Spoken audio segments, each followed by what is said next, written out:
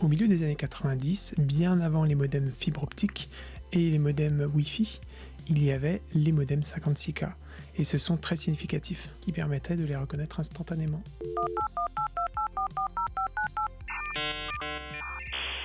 J'aimerais beaucoup retrouver un modem comme ça d'époque et l'intégrer à mon décor des années 90 pour retrouver ce son authentique.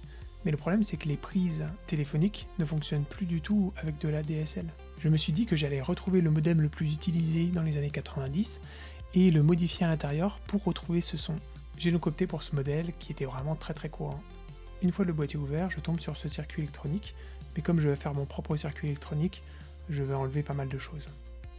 Pour commencer, on va sortir l'iPad pour se faire un petit schéma sur l'application Concept pour savoir exactement ce qu'on va faire à l'avance et pas partir au hasard. Je vais commencer par dessiner le boîtier qui est un rectangle. Ensuite, je vais dessiner les 8 petites LED qui sont en façade. Puis je vais faire le bouton on-off pour démarrer le système. Donc ça, je garde du circuit précédent. On garde aussi du circuit précédent le connecteur femelle DC, donc ça permet de faire venir l'alimentation. Et comme vous pouvez le voir, on fait passer le plus dans l'interrupteur on-off pour pouvoir alimenter le circuit. Ensuite, on va transformer donc l'alimentation 12 volts en 5 volts pour alimenter les circuits dont on a besoin. Donc en entrée, on a 12 volts et en sortie, on a 5 volts. Et on a un petit potentiomètre par-dessus pour régler précisément la tension de 5 volts. Ensuite, je tire 2 câbles parce qu'il faudra alimenter 2 circuits. Donc on alimente les 2 circuits en 5 volts. Le premier circuit, c'est ce qui va nous permettre de jouer un son. Donc c'est le son qu'on a entendu tout à l'heure. Donc c'est un petit module qui permet de mettre une carte micro SD et qui permet donc avec un petit fichier MP3 qu'on aura mis dedans, de jouer le son quand on le demandera. Donc ici je dessine le haut-parleur qui va être branché et on va mettre un petit potentiomètre entre les deux pour pouvoir régler le volume. Ensuite, je vais dessiner l'Arduino, qui est un petit cerveau électronique qui permet de contrôler automatiquement les composants d'un circuit, comme allumer des LED ou alors déclencher un son, en suivant des instructions qu'on aura programmées à l'avance. Dernière partie, on va s'occuper des lumières, donc les petites LED qu'on a mis en façade. Donc pour faire ça, on va relier toutes les bornes moins ensemble, qu'on va relier à l'Arduino. Et pour les plus, on va mettre des petites résistances de protection pour éviter qu'elles grillent. Il faut toujours mettre des petites résistances. Et une fois qu'elles sont faites, on va les relier à chaque port de sortie de l'Arduino.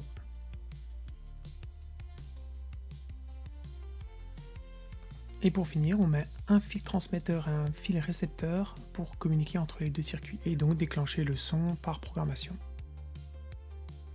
On va donc maintenant faire le tour des composants. On garde le bouton on-off et le connecteur d'alimentation. Voilà le petit module qui permet donc de transformer 12 volts en 5 volts. Et en haut à droite, vous pouvez voir le petit potentiomètre pour être très précis. Voilà maintenant le petit module qui permet donc de lire le fichier MP3 sur la micro SD.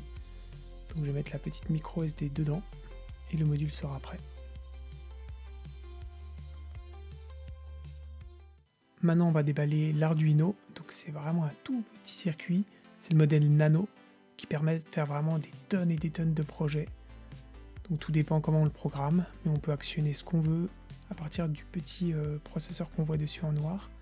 Et comme vous pouvez le voir, il y a une prise USB-C donc pour envoyer le programme à l'intérieur. Ensuite on a besoin de quelques câbles, mais j'aime bien ceux-là parce qu'on peut les connecter et les déconnecter. Et comme ils sont colorés, on peut tout de suite bien reconnaître les branchements.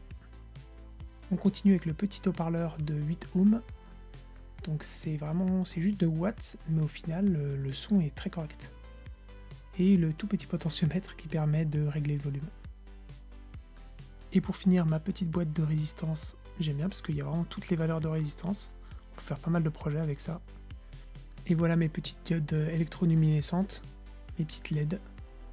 Donc voilà, j'en aurais besoin pour ce projet. Et c'est parti pour le projet. Donc j'ai vidé tout le boîtier et j'ai gardé les deux composants, donc le bouton on-off et l'entrée de l'alimentation. Et j'ai rajouté le petit transformateur. Comme vous voyez, j'ai mis des mousses rigides pour pouvoir les surélever. Et comme ça, tout est bien fixé. Donc voilà maintenant le circuit audio Je récupère l'alimentation et je branche la borne moins et la borne plus. Voilà, comme ça, le circuit est alimenté par ces deux bornes. Ensuite, ici, c'est la sortie pour le haut-parleur. Donc, comme vous voyez, j'ai mis mon petit potentiomètre entre les deux pour pouvoir régler le volume. Donc cette partie est prête, on va pouvoir passer à la suite. Comme vous pouvez le voir ici, j'ai déjà préparé les diodes, donc j'ai soudé toutes les bornes moins entre elles et j'ai rajouté les petites résistances comme je vous ai dit. Pour faire tenir toutes les LED au boîtier, j'ai utilisé un pistolet à colle et tous les petits câbles, je les ai branchés directement à la sortie de l'Arduino que je pourrais programmer après. Pour finir, on va brancher le récepteur et le transmetteur qui va donc envoyer des données entre l'Arduino et le player audio. Donc là, je branche les deux câbles au bon endroit. Et de l'autre côté, je fais pareil, je branche le transmetteur et le receveur sur les bonnes connexions.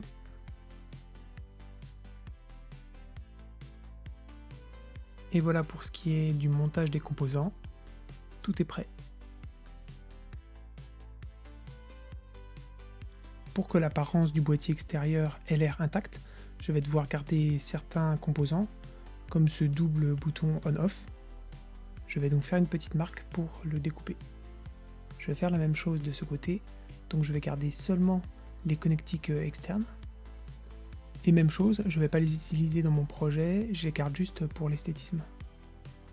On passe à la partie découpe, donc j'utilise une Dremel pour ça. Et bien sûr, j'utilise des lunettes de protection, parce que c'est une partie qui peut être quand même dangereuse. Je découpe donc en suivant les lignes que j'ai tracées. Ça chauffe un peu.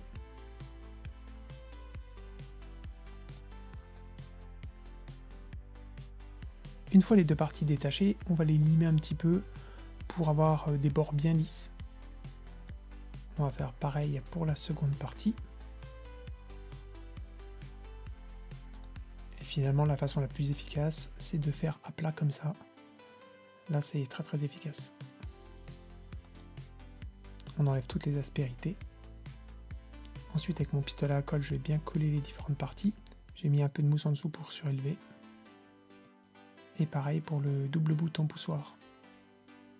Je connecte maintenant à mon Mac l'Arduino pour pouvoir faire la programmation. Alors côté code, il faut faire exactement ce qu'un modem 56K ferait pour se connecter. La première étape consiste à définir les broches, les LED et le module MP3. Ensuite, on prépare les sorties et on initialise le lecteur MP3. Ensuite, on fait clignoter toutes les LED à la suite, comme au démarrage du modem. Après, on joue le son du modem et on fait clignoter quelques LED au hasard pour simuler la connexion.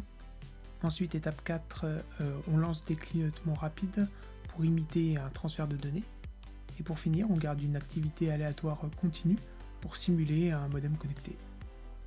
Dernière étape, on prend notre carte micro SD qu'on met dans notre ordinateur.